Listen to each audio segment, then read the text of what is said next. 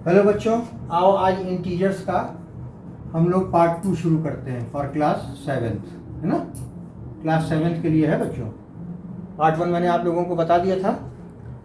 Part 1 जिन्होंने नहीं देखा है वो लोग देख लेंगे। आज पार्ट 2 शुरू करते हैं। पार्ट 2 में आज हम आपको बताते हैं commutative property. Commutative property integers की प्रॉपर्टी होती है। ये पहली प्रॉपर्टी है commutative property.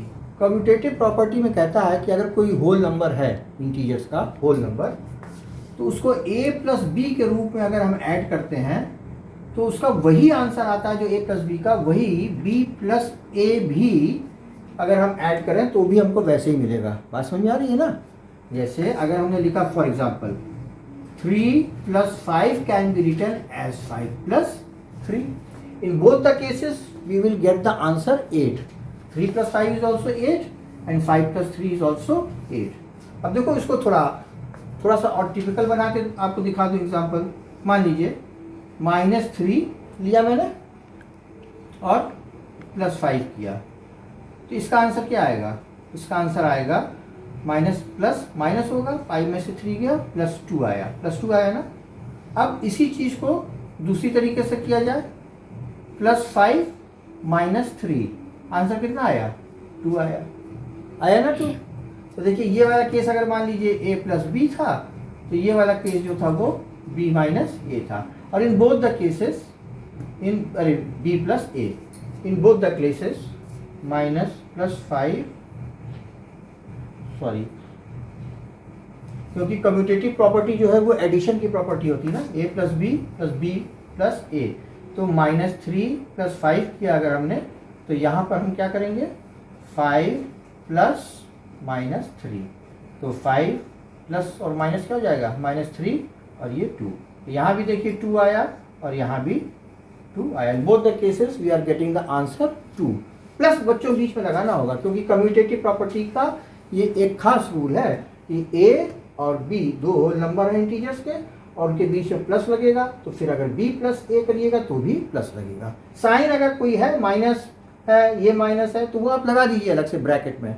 But in between the two whole numbers you have to put the addition sign, and this is very important in case of commutative property, that is a plus B is equal to B plus A. अब इसका एक demerit, इसको demerit भी कह सकते हैं। Demerits मतलब जो चीज़ इसकी कमी है, वो ये कमी है इसकी कि सब्ट्रैक्शन में ये प्रॉपर्टी यूज नहीं होती। ये आपके MCQ वगैरह क्वेश्चंस में पूछा जा सकता है, या ट्रू एंड फॉल्स के रूप में। तो आप लिख सकते हैं this property can not be used in case of subtraction.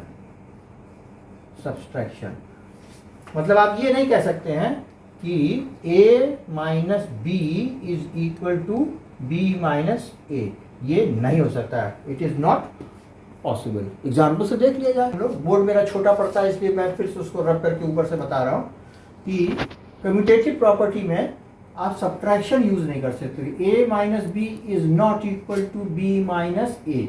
इस बात को हम लोग एक एग्जाम्पल से देख लिया जाए। एक एग्जाम्पल हम लोग ले लेते हैं।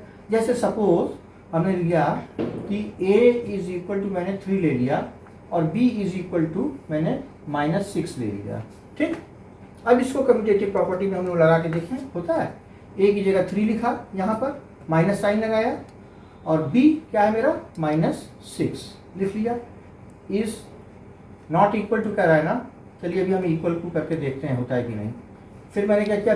b क्या है मेरा? -6, और फिर क्या है? माइनस साइन लगाया मैंने, ये माइनस लगाया, और फिर a क्या है मेरा? a मेरा 3 है। अब दोनों केसेस में देखिए क्या होता है। 3 माइनस और माइनस क्या हो गया? ये प्लस हो गया, 6 हो गया, इज इक्वल टू ये -6 और -3 रहेगा। अच्छा, 6 + 3 ये क्या हो जाएगा? ये 9 हो गया, and this -6 - 3 is equal to -9। अब यहाँ पे देखिए, जब हमने इसको सॉल्व करते गए इस प्रॉपर्टी को, तो हमने देखा हम तो इक्वल बना के चल रहे थे ना, लेकिन लास्ट में इक्वल नहीं आया ना। तो we can prove that commutative property is not applicable in subtractions. तो 9 इज नॉट इक्वल टू -9। जाहिर सी बात है, -9 जो है नेगेटिव इंटीजर इधर की तरफ हो गया, +9 इधर की हो गया, तो ये आपका हो गया यहाँ पर कम्यूटेटिव प्रॉपर्टी। आप लोग स्क्रीनशॉट ले लीजिए इसका, ले लिया। अब मैं आपको एसोसिएटिव प्रॉपर्टी बता रहा हूँ।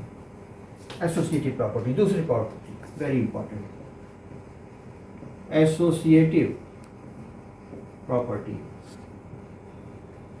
एसोसिएटिव प्रॉपर्टी, एसोसिएटिव प्रॉपर्टी को बच्चों कहता है कि उनका फॉर्मूला ये है कि अगर a plus B plus C है तो that can be written as a plus B plus सी।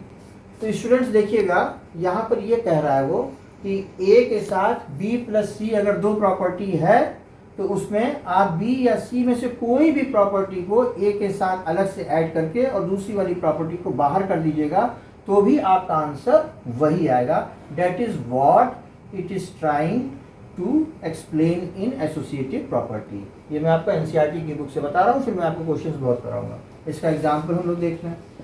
मान लीजिए मैंने a इज इक्वल टू, अभी मैं सिंपल तरीके से कर रहा हूँ, नेगेटिव साइन वगैरह ना लगाने की, आपको समझ में आए। मैंने a इज इक्वल टू 3 ले लिया, b इज इक्वल टू 2 ले लिया और c इज इक्वल टू 5 ले लिया। इसमें पुट करते हैं और इसमें पुट करते हैं। a हमारा क्या है 3 plus b plus C, b मेरा 2 है प्लस c मेरा 5 है, that is equal to a plus B. a plus B क्या है मेरा a प्लस बी। a मेरा 3 प्लस b मेरा 2 प्लस साइन लगाइए, c क्या है आपका 5। अब देखिए ये वाला फॉर्मूले से ये बात लिखी गई, ये वाले फॉर्मूले से ये बात लिखी गई। अब दोनों के आंसर को टैली कर लीजिए। ये हो गया 3 प्लस 2 और 5 कितना हुआ 7 हो गया। यहाँ पे 3 और 2 कितना हुआ 5 हो गया और प्लस 5 हो गया। 3 प्लस 7 क्या हो जाएगा 3 प्लस ब्रैकेट खोल दीजिए, यहाँ पे 5 प्लस 5 कर लीजिए। 3 प्लस 7 10 हो गया, 5 प्लस 5 10 हो गया। तो देखिए दोनों तरफ इक्वल आंसर आया, आंसर इक्वल आया। तो ये हमारी एसोसिएटिव प्रॉपर्टी होती है। This is called associative property. और इसके बाद तीसरी प्रॉपर्टी, एक तीसरी प्रॉपर्टी बड़ी इंपॉर्टेंट, वो भी आप लोगों के लिए, ये सब बेसिक कॉन्सेप्ट्स हैं बच्चों। तीसरी प्रॉपर्टी है एडिटिव आइडेंटिटी। एडिटिव आइडेंटिटी ये कहता है कि अगर कोई होल नंबर है, अगर कोई होल नंबर है और उसमें 0 ऐड किया जाए तो we will get the answer as whole number.